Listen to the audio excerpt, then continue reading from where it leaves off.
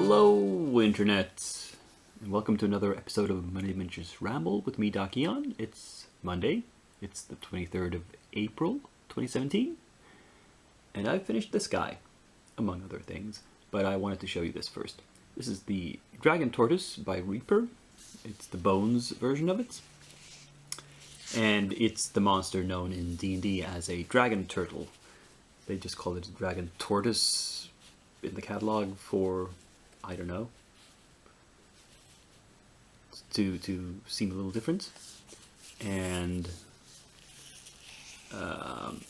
it's hard to see here because of the lighting, but yeah, the scales underneath are painted a bit darker, but they're still visible.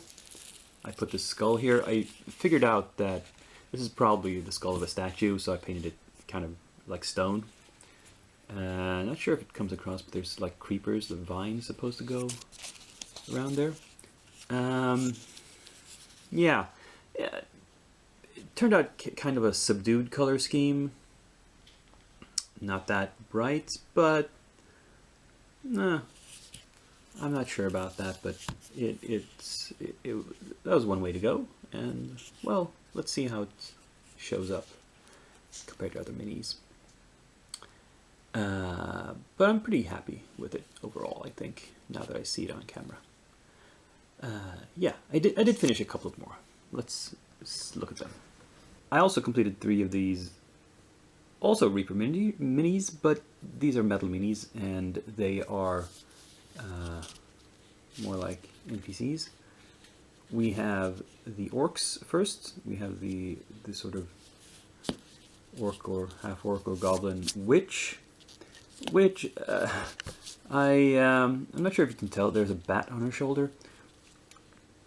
I should perhaps have given her lighter hair to make the contrast higher. I tried to go for sort of faded clothing in different somewhat lighter colors to contrast. But I don't know. The lighting in right now is kind of bad in here as well. In brighter lighting, it might come across clearer. And here's the fighter orc, sort of like a gladiator with some. He's not kind of monochromatic. He's just in furs and leather straps and armor. So I couldn't get much variety in the clothing there, but on the other hand, he's showing more skin, and I decided to paint that green, so that creates some contrast. And finally, we have this sort of human, or is he barbarian, with the full helm, and I put a lot of shading on his muscles, and he looks really cut.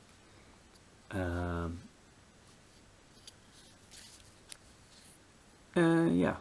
Not a lot to say about these.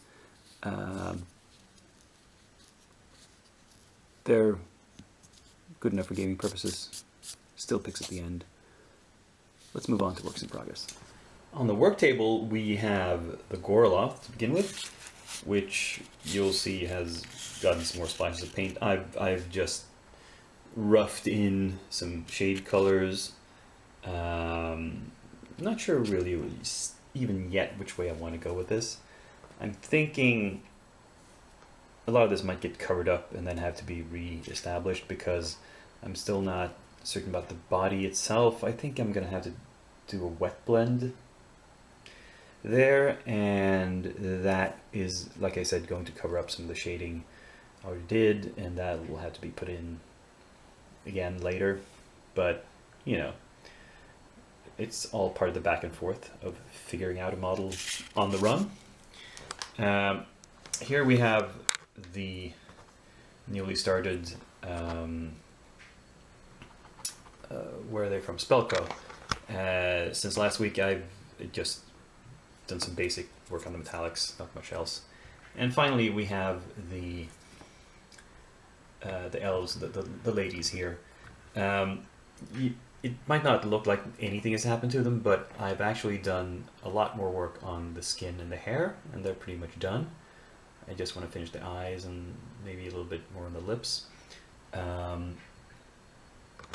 and then I will move on to the clothing and gear on these girls. Yeah. And as for the Kraken, nothing much. I've done some more dry brushing on the base, but you don't need to see that. It's boring. And here we have those guys I said last week I wanted to start, the little familiars. They've been prepped, primed, and based, and yeah. That's it. That's what's happened so far with them. Yeah. Not really a whole lot to say. But expect there to be quick movement on these when I actually do start working on them. So let's slow down a little bit when it comes to adding new stuff to the queue. I realized I had a previous project that I hadn't quite finished. I started doing all of the hassle-free monsters that I had collected, but these three never got done. I switched gears somehow and started some other project before I finished that. So well, project is much to call it, maybe call it a theme. So anyway, we have these two versions of the Demonette Imogen, one with wings and one without, otherwise very similar. So female demon, and we have Mjolnir, who's this half ogre sort of dude. In this case, with a big, nice shield. And yeah. With what time I have left over in the coming week, I will start prepping these. And yeah, I think that's going to be enough. I have quite a few minis started already and in the queue.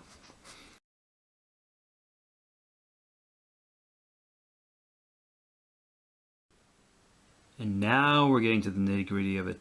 I know that I said I wouldn't back any more Kickstarters or pre-order any more minis, but these guys, these snake men from North Star, they're actually very well suited to an idea I have for where my role-playing campaign is going. It's going to go to some tropical islands with, like a Lost World setting, and yeah, I mean, Snake Men, sure, why not? They belong. And so I got in on the Kickstarter on the pre-order to get some of these cheaper, along with a bunch of metal minis, mostly other Snake Men. These are some archers. These are not snake men, they're some sort of other creatures. Ghost? This looks like a tree ghost or spirit, or maybe they're zombies, I don't know. These are more snake men. Big snake men. Armored snake men. This is also snake men. These seem to be more ornately dressed snake men. Maybe they're priests or something. This is something with the body of a snake, so it's more evolved snake man. I'm not sure. And finally, some more specialist snake men. One with a crossbow and one with some sort of robe and a curved dagger. So, bunch of minis. I have actually also sold one box of 5 minis that I didn't need, bringing down the total a little bit. But still, I'm jumping ahead. The number purchased is rising faster than the number painted, which is unfortunate. But that's the way it goes. Anyway, that was this video. All I had to show you for this week. So please click like, subscribe, comment, share the video. And until next week, this is Dr. Jan signing off.